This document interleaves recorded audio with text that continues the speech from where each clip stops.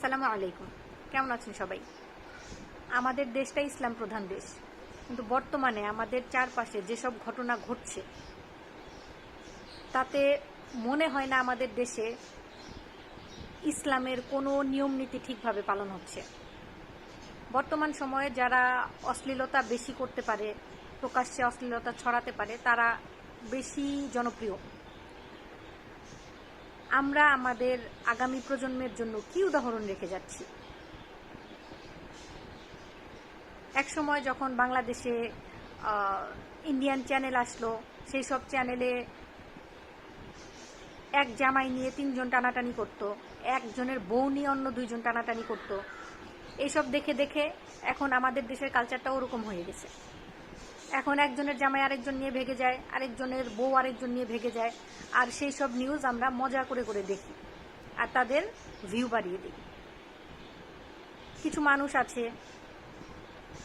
যারা ধর্মের কোনো প্রকার তোয়াক্কা তো করেই না, বাদই দিলাম, নিজের চক্ষু লজ্জা বাদ দিয়ে মানুষের সাথে লিভ টুগেদার করে, সেই কথাগুলো সংবাদ সম্মেলন করে করে বলে বেড়ায়। আর আমরা তাদের সংবাদ ছাপাই, আমরা তাদের সংবাদ পড়ি। যাদেরকে দোররা মেরে সমাজ থেকে বের করে দেওয়া উচিত, তাদেরকে আমরা সংবাদ সম্মেলনে ডেকে সম্মান জানিয়ে তাদের সংবাদ পাবলিকের কাছে প্রকাশ করি। এইসব সংবাদ, এইসব অশ্লীলতা যেটা আমরা এত স্বাভাবিকভাবে নিচ্ছি, আজকে আপনি আমি এগুলো দেখছি, দেখে দেখে এদের ভাইরাল করছি, মজা নিচ্ছি, আর আমাদের সমাজে এগুলো ছড়িয়ে দিচ্ছি। আমাদের পরবর্তী প্রজন্ম, আপনার আমার ছেলে মেয়ে ভবিষ্যতে এই কাজগুলো করবে।